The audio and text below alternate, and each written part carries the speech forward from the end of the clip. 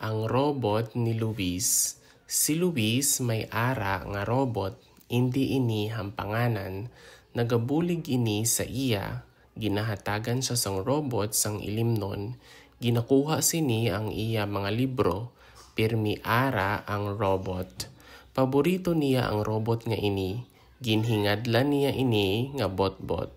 Ang robot ni Luis, so it means that Luis's robot. Si Luis may ara nga robot, so Luis has a robot. May ara, it means like there is, so may ara nga robot. Hindi ini hampanganan, no ni si hindi, it means that it's not a hampanganan ni sa toy, so it's not a toy.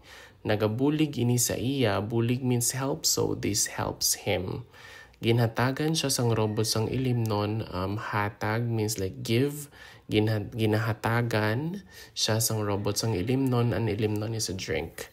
Ginakuha sini ang iya mga libro, so kuha is like get, so it also gets his books.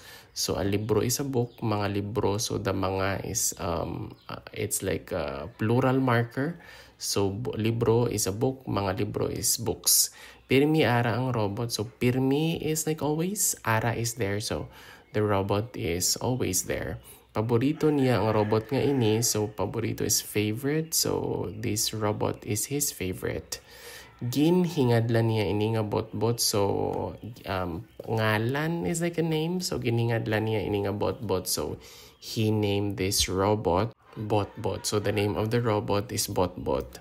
Ang robot ni Luis. Si Luis may ara nga robot, hindi ini hampanganan. Nagabulig ini sa iya, ginahatagan siya sang robot sang ilimnon. Ginakuha sini ang iya mga libro, pirmi ara ang robot. Paborito niya ang robot nga ini, ginhingadlan niya ini nga bot-bot.